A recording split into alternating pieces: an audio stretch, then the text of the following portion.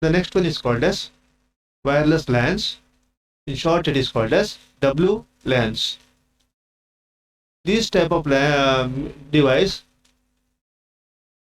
does not use any cables or physical medium to connect the devices to the computers. Instead of, it is using some wireless media such as radio and infrareds are used for data transmission. So it is called as wireless LANs. In wireless LANs, the computers or the devices which has to be connected as an infrared port or some network interface card that supports wireless communication. Some of the popular technologies used in wireless LANs are radio waves, infrared, and Bluetooth.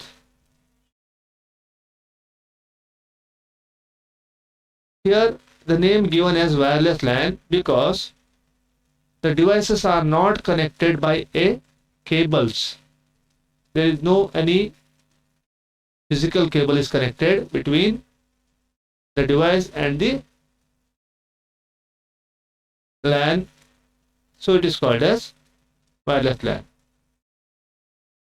These multiple computers in wireless LANs are connected using an access point. At the center, we are placing one device called as access point. It performs the function of hub, but without any wires.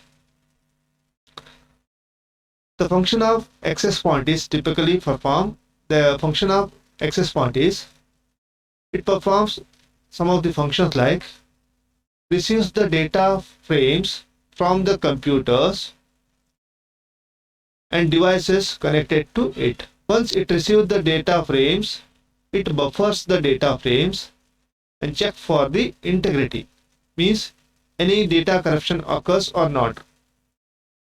Then it will transmit the data to the destination devices.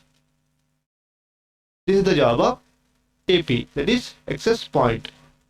Some of the benefits of wireless LANs over conventional LANs are: the first one is called as resistance to EMI or RFI. Wireless LANs uses radio or infrared waves to transmit data and therefore resistance to some signals attenuation, distortion due to EMI and RFI. Means we are not using any electrical signal for transmission. We are using some wireless waves, so attenuation will be less. Second benefit is easy to installation. Here we are not using any cables, that is absence of some physical medium to connect computers.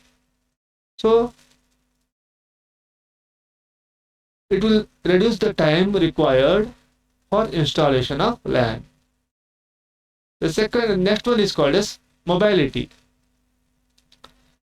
The same reason here. We are not using any cables, so it is easy to move the device from one place to another place without disconnecting to the LAN. That means LAN is very flexible one. The next one is called as flexibility. Wireless LAN can connect computers and devices in areas where cabling is not possible. For example, in factories that have heavy machineries, when you use the UTP cables, due to some distortion or noise, the signals may be destroyed. In such situation, we are using wireless LAN to overcome some EMI or RFI problems. The next one is called as expansion.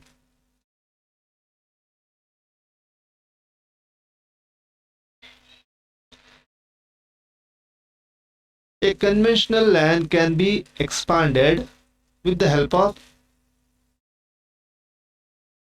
access point. Most access point supports transfer of data between conventional LAN and wireless LAN.